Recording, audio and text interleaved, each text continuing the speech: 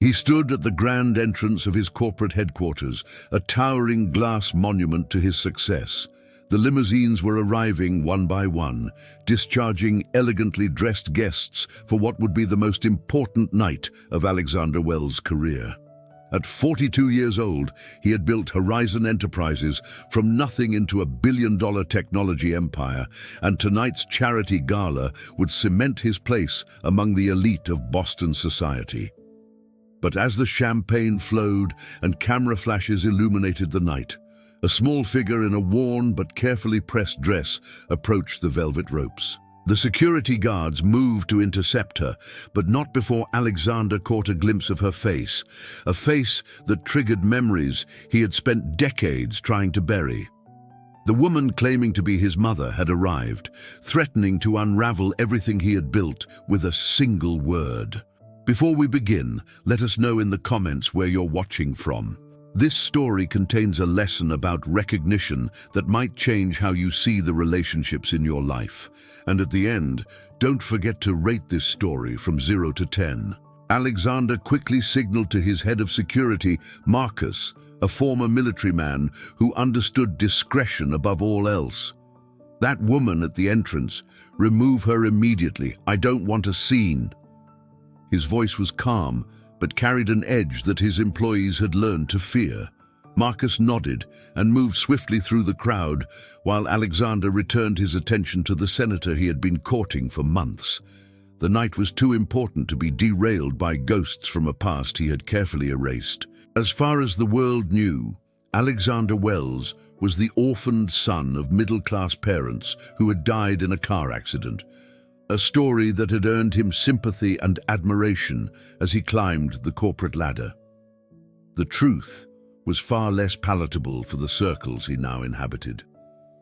Elena Wells watched as the large security man approached her. She had prepared herself for rejection, but the reality still stung like an open wound. "Ma'am, I need you to leave the premises," Marcus said, his tone professional but firm. Elena clutched her small handbag containing the only photograph she had kept of her son, Alexander at 7 years old, gap-toothed and smiling despite the poverty that surrounded them. "Please," she said softly, "just tell him Elena is here. I didn't come for money or to embarrass him. I just need 5 minutes." There was a dignity in her voice that gave Marcus pause, but orders were orders. As he escorted her to the street, Elena pressed a sealed envelope into his hand. "If he won't see me, at least give him this. It's important." Inside the gala, Alexander was the picture of confidence and charm. No one would have guessed that beneath his perfect smile, his heart was racing with anger and fear. He had spent years constructing this life, shedding every trace of his origins in the struggling neighborhood of South Boston, where his mother had raised him alone, working 3 jobs and still barely making ends meet. What the society pages didn't know was how he had changed his accent, his mannerisms, even his name. Alexander had once been Alex Wilinski, son of a Polish immigrant housekeeper. When the opportunity came to reinvent himself at college, he had seized it, gradually distancing himself until the final break 10 years ago, when he had told his mother never to contact him again. Her existence was incompatible with the narrative he had created. As the evening progressed, Alexander delivered a moving speech about his foundation's work with underprivileged children, an irony not lost on Marcus, who stood at the back of the room with Elena's envelope burning a hole in his pocket. He had served Alexander loyally for 5 years and had never questioned his employer's decisions, but something about the small woman's eyes had disturbed him. There had been no bitterness there, only a profound sadness and what appeared to be genuine urgency. When Alexander finally concluded his obligations and retreated to his private office at the back of the venue, Marcus knocked and entered, placing the envelope on the desk without comment. Alexander stared at his mother's handwriting, still as neat and careful as it had been on the notes she had packed in his school lunches. For a moment, he was transported back to their small kitchen, the smell of the cleaning products that clung to Elena's clothes after her shifts, and the sound of her humming Polish folk songs as she prepared their modest meals. He had been loved then, truly loved, without the conditions and expectations that now governed his every relationship. With a surge of anger at this unwelcome intrusion of memory, he tore open the envelope. Inside was a medical report and a brief note. "Dearest Alex, I would not have disturbed your new life if it weren't absolutely necessary. I have been diagnosed with acute myeloid leukemia. The doctors say my only chance is a bone marrow transplant, and as my only child, you are the most likely match. I don't ask for recognition or for you to acknowledge me publicly. I only ask for the chance to live, if not for me, then for the sake of the boy I raised who once had compassion in his heart. With love, always your mother." Alexander's hands trembled as he read the words. The medical report confirmed everything. Elena had perhaps weeks without treatment. He crumpled the note, throwing it across the room in a sudden burst of emotion that surprised even him. This was emotional manipulation, he told himself.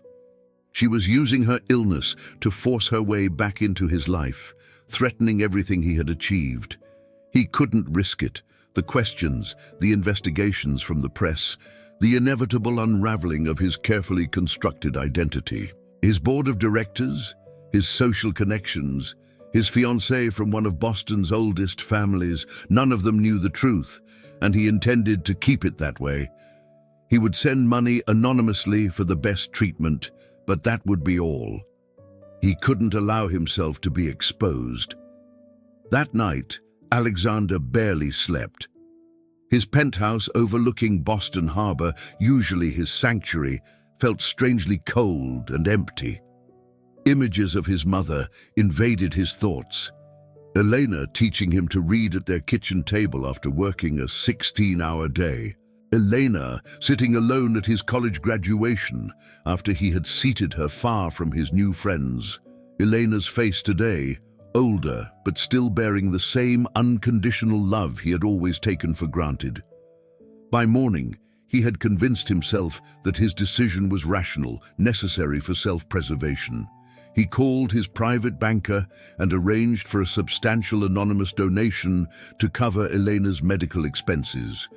His conscience temporarily appeased, he buried himself in work. I need to pause this story for a moment and ask you something important. Have you ever felt invisible in your own life? Like your voice didn't matter, or your kindness went unnoticed? As you're watching this story unfold, I can't help but wonder what moments in your own life have tested your integrity or challenged your sense of self-worth. This is a safe space where your experience matters. Share in the comments, I stayed true to myself when, and finish with your own story. Your words might be exactly what someone else needs to read today to find their courage. Your comment could be the whisper of hope someone is desperately waiting to hear. We read every single comment because behind each one is a person with their own powerful story to tell. 3 days later, Marcus appeared at Alexander's office door without an appointment, something he had never done before. I apologize for the interruption, sir, but there's something I need to say. Alexander looked up in surprise. Marcus had always been the perfect employee, invisible except when needed. Your mother collapsed last night. She's in Massachusetts General. I thought you should know. Alexander felt the blood drain from his face. How do you know this? Marcus stood even straighter, his expression unreadable. I've been checking on her, sir, on my own time. The implication hung in the air between them. Marcus, who had seen the worst of humanity during his military service, had judged him and found him wanting.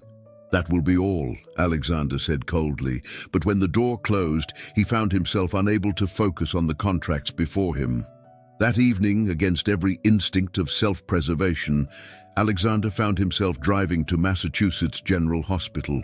He told himself he was only going to ensure his financial arrangements were in place, perhaps to make it clear to Elena once and for all that money was the only connection he would permit between them.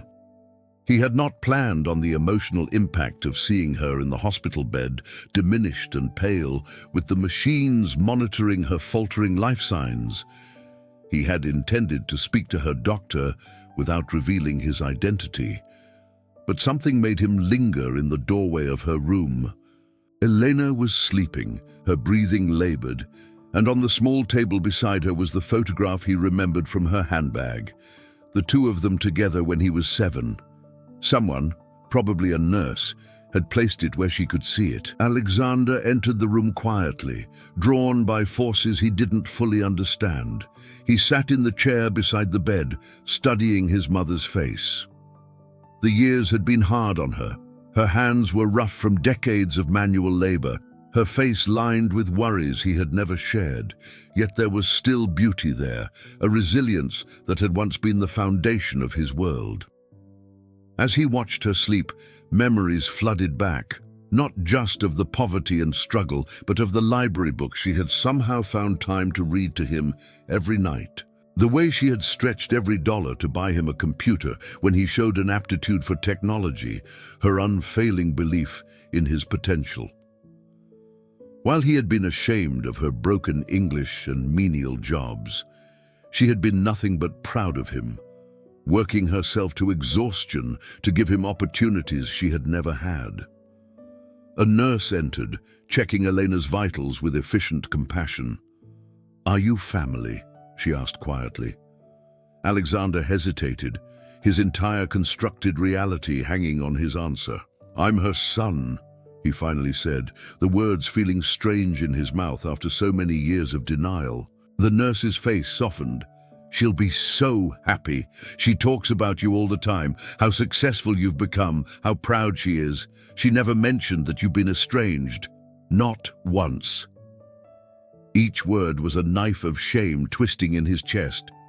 While he had been erasing her, she had been celebrating him. The nurse continued, unaware of the impact of her words. "The doctor will be making rounds soon. You should talk to him about the transplant testing. Time is really of the essence now." When Elena opened her eyes an hour later, the disbelief and joy on her face broke something open in Alexander's carefully guarded heart. "Alex," she whispered, reaching out a trembling hand to touch his face, as if to confirm he wasn't a dream. "You came." There was no recrimination in her voice, no hint of the hurt he had caused, only genuine amazement at his presence. "The nurses said someone paid for everything, the best specialists. I knew it was you. I told them my son is a good man." Alexander couldn't speak around the knot in his throat. How could she still see good in him after everything? He had rejected her, denied her very existence, and yet her first words were to defend his character to strangers. In that moment, surrounded by the sterile hospital equipment, measuring out his mother's remaining days, Alexander confronted the hollowness at the center of the life he had built. His wealth, his status, his carefully curated relationships, none of it had brought him the sense of belonging he had been seeking. He had achieved everything he thought he wanted, but at the cost of the one genuine connection in his life. The realization was both devastating and strangely freeing. For the first time in years, he spoke to his mother without calculation or pretense. "I'm sorry," he said simply, the words entirely inadequate for the magnitude of his failings. Elena's smile was radiant despite her weakness. "You're here now," she said, as if that erased all that had come before. "That's all that matters." The following days were a blur of medical consultations and tests. Alexander was indeed a match for the transplant, a procedure that carried its own risks but offered Elena her only real chance of survival. As he navigated the hospital system and made arrangements to work remotely during his mother's treatment, he was struck by how quickly his priorities had shifted. The corporate acquisitions and social engagements that had seemed so crucial just a week ago now felt trivial compared to the fundamental questions of life and death, of connection and meaning that now occupied his thoughts. He found himself confiding in Marcus, whose quiet support never wavered despite having witnessed the worst of his character. The transplant procedure itself was painful but straightforward. As Alexander watched his marrow flowing into his mother's body, he was overwhelmed by the physical reality of their connection. His life had literally begun within hers, and now a part of him was returning to heal her. The symbolism wasn't lost on the nurses, who commented on the beautiful symmetry of a son saving his mother. If they wondered about his extended absence from her life, they were professional enough not to ask. Elena's recovery would be slow and uncertain, but for the first time, there was genuine hope. Alexander arranged for the best home care, but surprised himself by offering his own penthouse as her recovery space, a gesture that would have been unthinkable just weeks ago. The real reckoning came when his fiancée Victoria returned from her family's European vacation. Alexander had been vague about his sudden preoccupation with family matters, but now faced the prospect of introducing Victoria to the mother whose existence contradicted everything she thought she knew about him. To his surprise, when he finally gathered the courage to tell her the truth, the full truth, with all its uncomfortable implications about his character, Victoria was silent for a long moment before asking simply, "Why didn't you trust me enough to tell me?" It wasn't the reaction he had expected, and it forced him to confront how little he had allowed anyone to truly know him, how superficial his relationships had become in service to his false narrative. In the weeks that followed, as Elena slowly regained her strength, Alexander began the painful process of reconciling his two lives. Some relationships didn't survive the revelation. Business associates who'd been attracted to his manufactured pedigree, social connections who couldn't accommodate the reality of his background, but others, to his surprise, remained steadfast. Victoria, after her initial hurt, demonstrated an acceptance he hadn't dared hope for. "I fell in love with you, not your biography," she said. "Though I wish I had known about Elena sooner, she has the most amazing stories about you as a child." That his mother and fiancée had formed a bond during his daily hospital visits both discomforted and moved him. The most profound change, however, was within Alexander himself. The constant vigilance required to maintain his false identity had been exhausting in ways he had not recognized until he was free of it.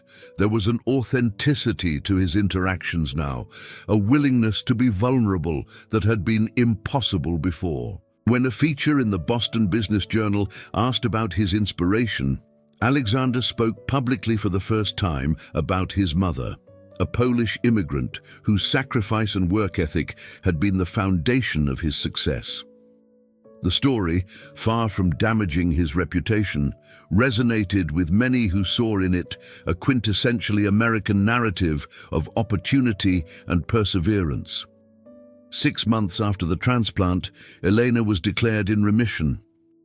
The prognosis remained cautiously optimistic, with regular monitoring still necessary, but the immediate crisis had passed. On a crisp autumn evening, Alexander hosted a small dinner at his penthouse. Elena, Victoria, Marcus and his wife, and a few others who had been part of this unexpected journey. As he looked around the table at this unlikely gathering, at his mother's face animated in conversation with people he cared about, Alexander recognized that he had found what he had been searching for all along, not in the external trappings of success, but in the genuine connections that gave that success meaning. He had nearly lost everything that truly mattered in pursuit of an empty ideal. Later that night, after the guests had departed, Alexander sat with his mother on the balcony overlooking the harbor. "I don't deserve your forgiveness," he said finally, giving voice to the thought that had haunted him throughout her recovery. Eleanor took his hand, her grip stronger now, but still bearing the calluses of her years of labor. "Forgiveness isn't about deserving," she said. "It's about loving. And I never stopped loving you, Alex. Not for one day." In her words, Alexander heard the essence of the lesson he had so painfully learned, that true worth wasn't found in social status or financial success, but in the capacity to love and be loved authentically without conditions or pretense. The next day, Alexander made two significant decisions. First, he established a foundation in his mother's name, dedicated to supporting single parents pursuing education and better opportunities while raising children. Second, he began the process of legally changing his name back to Wilinski, not as a rejection of what he had built as Wells, but as an acceptance of his complete story, both where he had come from and what he had achieved. The duality that had once seemed impossible to reconcile was now the very thing that gave his life depth and meaning. His mother's illness, which he had initially perceived as a threat to everything he valued, had instead restored to him the most valuable thing he had lost: his authentic self. If this story touched your heart, you're not alone. Every week, we share stories that remind us of the power of compassion, integrity, and human connection in a world that often feels divided and cold. Many of our viewers tell us these stories have helped them find hope during their darkest moments and reconnect with what truly matters. Join our community by subscribing, not just to watch more videos, but to be part of a growing family that believes in the goodness that exists in everyday moments and ordinary people. Click subscribe and let's walk this journey together, finding light in the shadows and courage in the quiet whispers of kindness. Your story matters too, and we'd love to have you with us.